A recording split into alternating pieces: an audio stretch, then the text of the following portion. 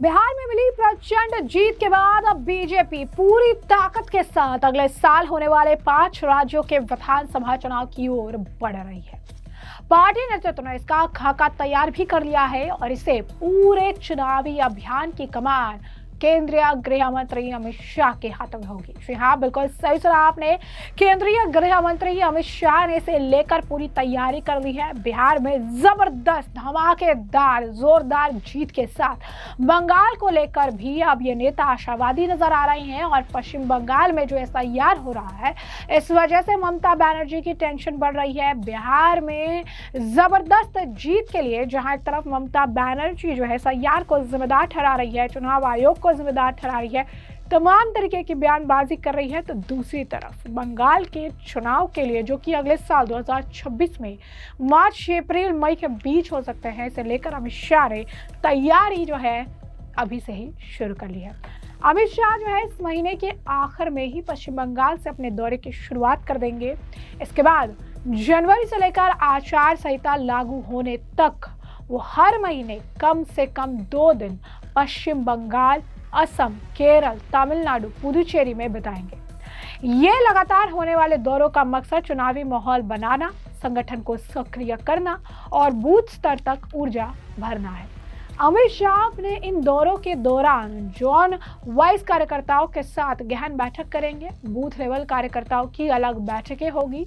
संगठनात्मक समीक्षा और रणनीति बैठकें आयोजित की जाएगी। साथ ही बड़े स्तर की रैलियां और जनसंपर्क कार्यक्रम भी प्लान किए जा रहे हैं ताकि बीजेपी का संदेश सीधे मतदाताओं तक पहुंचे। अमित शाह इसके अलावा अलग अलग राज्यों में सहयोगी दलों के नेताओं से भी मुलाकात करेंगे ताकि सीट बंटवारे, साझा अभियान और संयुक्त रणनीति को अंतिम रूप दिया जा सके। बिहार की जीत ने पार्टी को नई ऊर्जा दी है और अब बीजेपी का पूरा फोकस पश्चिम बंगाल, तमिलनाडु, केरल, असम, पुडुचेरी में प्रदर्शन सुधारने और सत्ता हासिल करने पर है। इन राज्यों में संगठन को मजबूत करने और विपक्ष की कमजोरियों का फायदा उठाने के लिए बीजेपी शीर्ष स्तर से लेकर बूथ स्तर तक सक्रिय मोड में आ गई है। 2026 में असम, केरल, तमिलनाडु, पश्चिम बंगाल और पुडुचेरी में विधानसभा चुनाव होना है। इसमें सबसे पहले असम में चुनाव होगा। असम में विधानसभा की 126 सीटें, केरल में 140, तमिलनाडु में 234, पश्चिम बंगाल में 294 और केंद्र शासित प्रदेश पुडुचेरी में विधानसभा की 30 सीटें।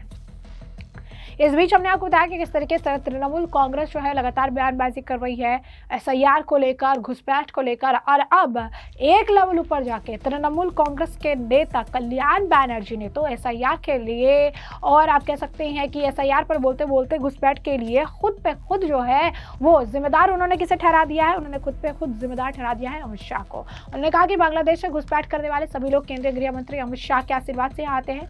अगर बांग्लादेश से लोग घुसपैठ कर रहे हैं तो ये अमित शाह की नाकामी है। इलेक्शन कमीशन के एन्यूमरेशन रोल के हिसाब से एक रिश्तेदार शब्द का जिक्र है, लेकिन ये शब्द साफ तौर पर डिफाइन नहीं है। कानूनी तौर पर मेरे बड़े भैया ससुर भी मेरे रिश्तेदार है, लेकिन सिस्टम तब तक कोई फॉर्म प्रोसेस नहीं करेगा जब तक माता पिता का नाम शामिल ना। सवाल ये है कि क्या सिस्टम मेरे कानूनी अधिकार तय करेगा या कानून मेरे कानूनी अधिकार तय करेगा? सभी को कानून मानना चाहिए, इलेक्शन कमीशन संविधान या कानून के ऊपर नहीं। सुनिए क्या कुछ और कहना है उनका। जो आया है बांग्लादेश से, ये तो श्रमिक भट्टाचार्य का और उनका अमित शाह का ब्लेसिंग में आया है। इतना जब बांग्लादेश जब आएगा तो अमित शाह, बांग्लादेश से आएगा तो अमित शाह का फेलियर है ना, उसका व्यर्थता है, उसका फेलियर है। तो क्या करेगा बोलो, क्या करेगा? Bangladesh citizen of this country has to be will cast their vote. ये देखिए, ये जो इलेक्शन कमीशन ने एक एनुमरेशन रोल दिया है ना, ठीक है ना, एनुमरेशन रोल में क्या बोला? Relative will be, who is the relative define नहीं किया है, तो ये तो लीगल मीनिंग है। My elder brother is also my relative, my father in law is also my relative, but app will not entertain any enumeration form unless parents' names are there. The question is whether app will decide my legal right or law will decide my legal right. क्या करेगा बोलो? आइन को माफिक को सबको तो चलना होगा। Election commission is not above the constitution, above the law. The more question is this.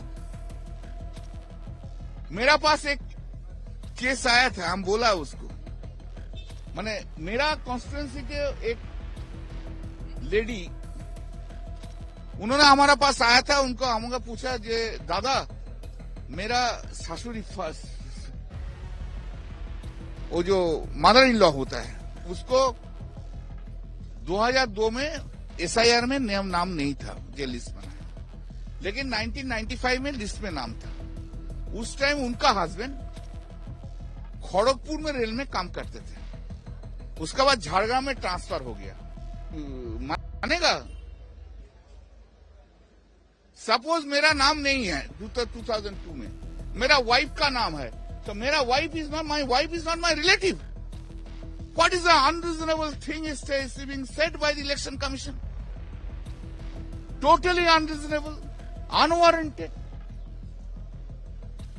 मनमानी चल रहा है इसका अगेंस्ट। तो जैसे कि आपने कल्याण बनर्जी का बयान सुना, कल्याण बनर्जी यहाँ नहीं रुके, उन्होंने तो जजों पर भी निशाना साध दिया और ये कह दिया कि जज TRP के लिए बहुत ज्यादा बोलते हैं। जी हाँ, बिल्कुल सही सुना आपने। तृणमूल कांग्रेस के सीनियर नेता और MP कल्याण बनर्जी की chief justice of India Suryakant पर टिप्पणी कर रहे थे और इस दौरान उन्होंने कुछ ऐसा कह दिया जिसे लेकर बीजेपी हमलावर नजर आ रही है।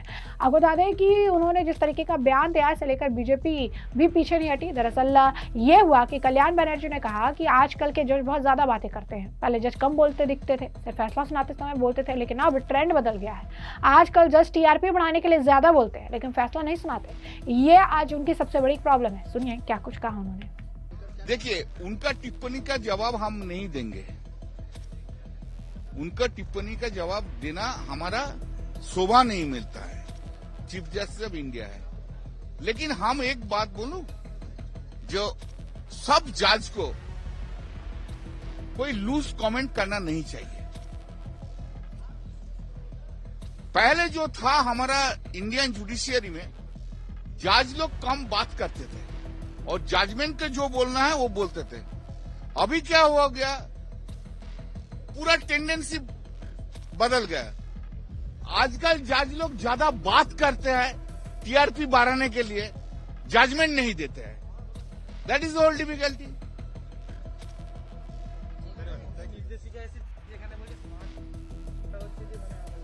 Cyber crime, this is absolutely illegal. This is will be completely in breach of the privacy. आपको साइबर क्राइम को डिटेक्ट करने के लिए आपको पारदर्शिता चाहिए। आप मेरा फोन में घुस के साइबर क्राइम डिटेक्ट नहीं करने सकेगा। मेरा इंफॉर्मेशन, डिटेल्स इंफॉर्मेशन देने का कोई अधिकार सरकार का नहीं है। This is totally illegal, this is totally unconstitutional. You know that when the Aadhaar card was there, that we should have said that time, the Aadhaar card cannot be made compulsory because the information will be divulged. Supreme court क्या बोला था? Only in the cases of the subsidised foods etcetera benefit लेने के लिए इसको compulsory. तो जैसा कि आपने उनका बयान सुना, वही कल्याण बनर्जी का यही कमेंट जो है चीफ जस्टिस सूर्यकांत के 5 लापता रोहिंग्या शरणार्थियों पर सुनवाई में दी गई टिप्पणी के बाद है। चीफ जस्टिस ने कहा था कि क्या हमें उनके लिए रेड कार्पेट बिछा देना चाहिए, वो घुसपैठिए हैं। इस कमेंट पर रिएक्ट करते हुए कल्याण बनर्जी ने कहा था कि हमें जवाब देना शोभा नहीं देगा, वो चीफ जस्टिस है। मेरा मानना है कि किसी भी जज को बिना सोचे समझे कॉमेंट नहीं करना चाहिए। कल्याण बनर्जी के इस बयान के बाद भाजपा नेता पूनावाला ने इस मामले पर पलटवार किया। कहा कल्याण बनर्जी का ये बयान वोट बैंक रेटिंग के लिए है। कल्याण बनर्जी वही है जिन्होंने पूर्व राष्ट्रपति जगदीप धनखड़ की मिमिक्री की थी और उनके पद का मजाक उड़ाया था। ये वही TMC है जिसने चुनाव आयोग को धमकी दी थी कि अगर उन्होंने बंगाल में SIR लागू किया तो उन्हें परिणाम भुगतने होंगे, और आज वे इस तरीके की बड़ी बड़ी बातें कर रहे हैं। तो ऐसे में हमने आपको जो पूरा मामला विस्तार से बताया कि पूरा मामला क्या है। तमाम बयान सुन लिया आपने और इस पूरे मामले पर अब आपकी राय कमेंट सेक्शन में कमेंट करके जरूर से जरूर साझा करिएगा। धन्यवाद।